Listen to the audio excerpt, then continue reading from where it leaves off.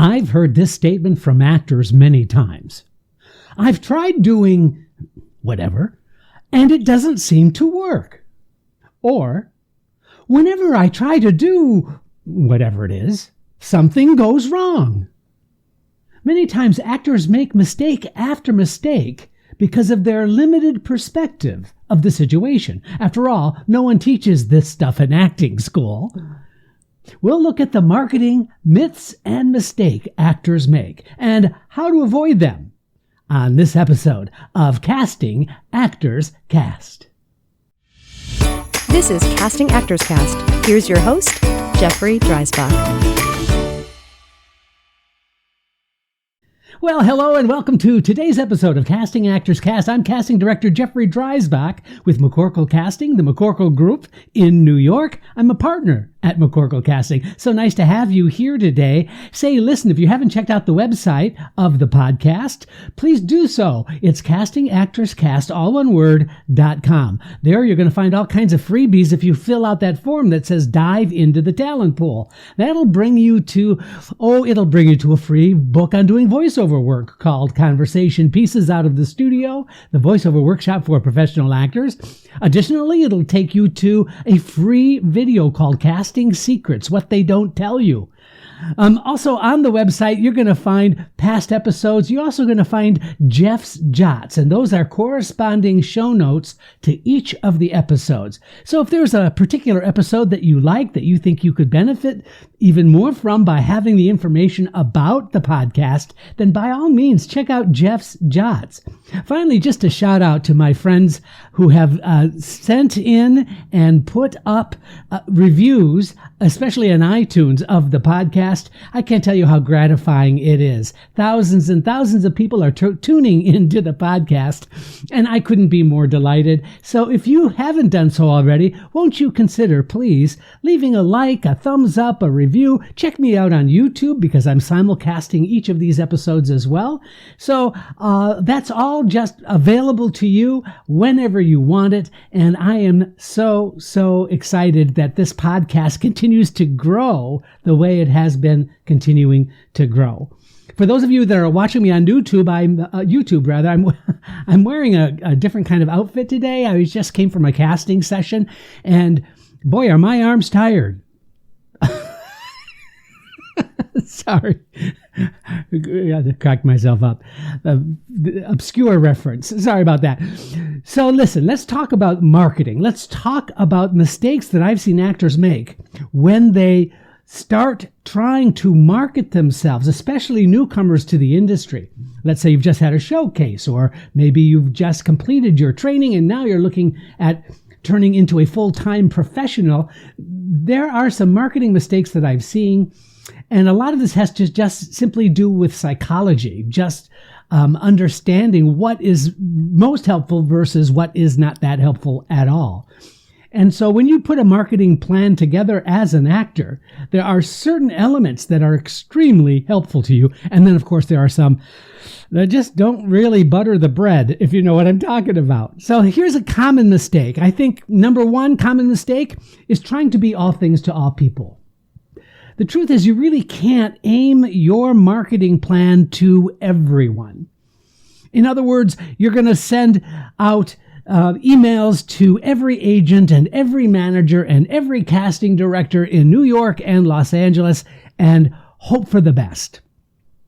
Now, aside from being a lot of work, assembling all of that information and putting it together, you've done yourself a disservice because that sort of scatter-shot attempt to get yourself known is really wasted energy, because most people that receive this information from you are very aware that that's what you are doing. So it's not really that helpful to you. So if you were to, for example, narrow your audience, narrow those folks that are in a position to help you based on the following. One, let's say you're a theater performer and you're interested in doing theater. Well, you know what? Sending out information to a casting director or to an agent that represents actors for theater might be a much better use of your energy and your time and your creativity. So simply narrowing your audience to those who are in a position to help you right now directly. Here's another suggestion. If you're watching a television series and you say to yourself, oh my gosh, I could be in that series. I would love to be in that show. You know, why don't you go ahead and make sure you look up the name of the casting director? And then why don't you search out and find out if that casting director is actually holding classes. Maybe they're doing a 3 or 4 session class. Maybe there's an opportunity to meet that particular casting director. You see, that narrowing of your marketing plan by those people who are in a position to help you now, much, much better use of your time and your resources. So narrow your audience and increase the intensity of your brand to those people that can help you. All right, marketing mistake number 2 that I've seen happen is thinking that the process of casting actors for projects is a rational endeavor. Do you know what? It's not rational. I'm here to tell you that there are so many variables that are out there for each and every project that we are casting right now, for example, is that it's just crazy that there are times when we're taken by surprise, casting's taken by surprise because the producer or the director already has somebody in mind for that role. And so suddenly we're surprised by saying, oh no, I already have somebody for that part. It's like, well, I wish you would have told us that, then we wouldn't have included that on the breakdown. So there are other reasons that you can't really spend time thinking that casting is a logical, progressive way of doing business. Another example would be that actors who we're looking for that have very, very specific qualities that producer or director is looking for. You may not be privy to that information. It might be information that we don't put out on the breakdown. So for you to try and think that this is just a logical sequence, that I look and see that there's a role available, I submit my stuff, and then I get considered, and then I get an audition, the logical rationale for that sort of makes sense, and that's what you want to believe happens, but there are so many other variables. So understand what you can control, and please also do yourself a favor. Embrace those things that you can't control. One thing's for sure, you don't need to convince casting. You don't need to convince us about your capabilities. You need to simply think about showing us why we should want to work with you instead. That's a much better approach.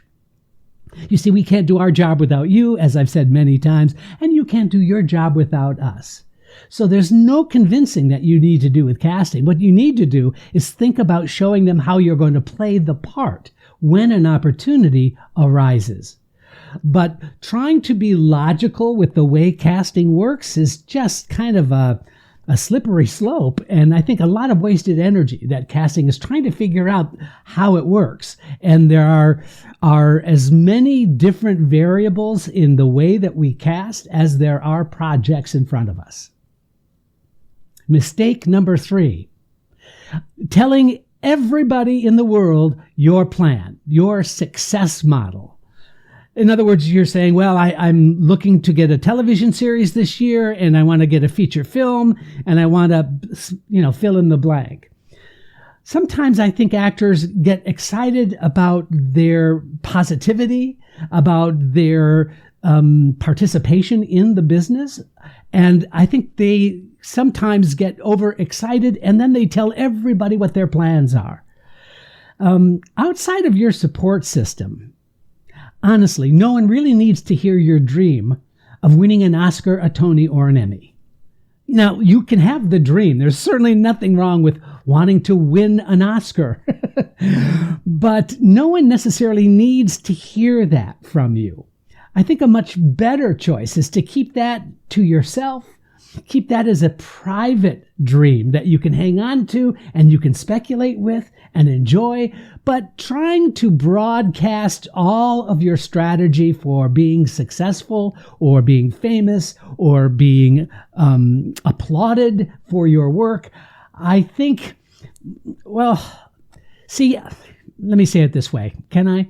Aspirations are promises that you tell yourself. So you can aspire to do any number of goals in your mind. But those are things that you should keep to yourself. Okay, let's move on from there. Mistake number 4, this is a big one, I think, is approval seeking in your marketing plan.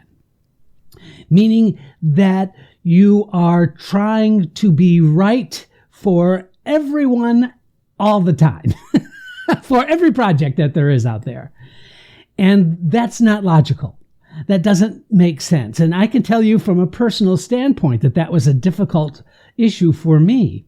Here's why. When I started acting, and I was acting over the first 5 years of my acting career, I had a resume that had musical theater, that had comedy, that had Shakespeare, that had drama, that had soap opera work.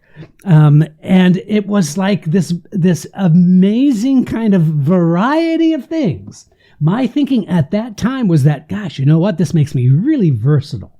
And clearly I can show everybody how talented I am because I've done all of these really cool things. Well, that might be true. But part of that was trying to be all things to all people. I think in hindsight, being what it is, I think if I had narrowed my resume to those areas that I was most interested in pursuing, not just employment. B, if I had targeted and had perhaps 2 or 3 different resumes where I didn't remove stuff, but I emphasized those things that I thought were appropriate to the submissions that were out there. So be careful about just trying to seek approval. You need to make choices that are right for you and not try to please others. Understand that the choices you make in your acting career and in your marketing are unique. Please yourself, please, and don't try to please others. Understand that the way you brand yourself is not the same as how you type yourself. I don't use the word type. I don't like the word type, but I think that there is something to be said as you market yourself in the business of acting, that there is a brand. And your brand is your uniqueness. Your brand are the personality traits you bring to the work. That is what I think is the best focused marketing plan you can have. Mistake number 5. How do I say this? Number 5, holding back the funds. Here's what I mean. I think it's important to have a reasonable percentage of your budget for your marketing. It's not just about a reasonable budget for taking acting classes, but really seriously investing in marketing yourself, your resume, really evaluating your pictures. Do they represent the way you look now? Do they represent the kind of roles that you are looking or seeking now? If not, that's part of the marketing plan. The people that you are in contact with, are you targeting specific agents? Are you targeting specific casting directors that are working on specific projects that you are right for? You see, that time, that energy, and those funds that you direct to those ends, in my opinion, are what really can strengthen your marketing plan. Here's another thought. Maybe if you're confused about how to market yourself, because I don't think all actors understand what is at stake, maybe you could spend some time taking a marketing class. Maybe learn a little bit more about the business of how to promote yourself as an actor in the industry. And I think you're going to find that a confidence builder. And I think in addition to the classes, that you will feel much more successful, much more confident, and much more able to target those people that might be interested in your brand. So don't hold back those funds. Budget yourself appropriately, but really make sure that you are in a good place to let your work, let your ability, your talent be known to those people that can help. Okay, moving on. This is now not a mistake as much as it is a myth. Here's a myth: that industry is going to respond quickly to your marketing. I think it's so funny how we think people are going to act more quickly in show business than in anywhere else. It's just not true. I can tell you many, many stories about actors whose audition I remember from even a year ago. And suddenly now something comes up and I say to myself, who was that actor that I really liked that I want to find out if I can bring them in? That happens more frequently than you know. So for you to put together your marketing plan and then assume that it's going to have a quick response is oftentimes a myth. Now, sometimes it might happen, but I would not suggest putting your eggs in the basket of, oh my gosh, I'll send out an email to the top 10 casting directors that are casting things I'm right for, and I'm sure to hear from them very, very shortly. I think that is a fool's errand. So keep it in perspective. Keep the dream, keep the energy, keep the faith that the right thing is going to happen, but also just keep it realistic, that it doesn't happen more quickly than in any other business you find yourself in. So, not that you're going to find yourself in another business, but like, for example, I'm thinking of my dad, who was a car dealer, and he would put out promotional material all the time. He would send out flyers, or he would have contests, or he would do all of this stuff. And it really wasn't until he was consistent with his marketing that he started seeing a return on those investments. And so consistency and duration really do make a difference with your marketing plan. Consistency, I think, is a really important is a key. So I wouldn't suggest that you anticipate immediate results. That's what I'm trying to say. Myth number 7, the fear of making a mistake with your marketing plan. The fear of making a mistake with your marketing plan. You know, many times I see actors come up with a really good idea about how they're going to market themselves in the business.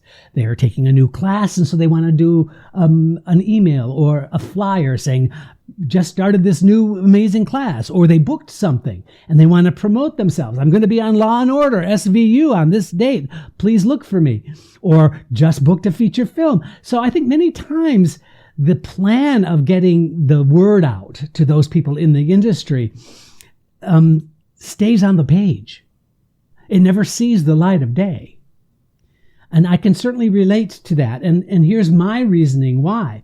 Whenever something wonderful, a booking, for example, happened to me when I was acting, I felt consumed by preparation for the job.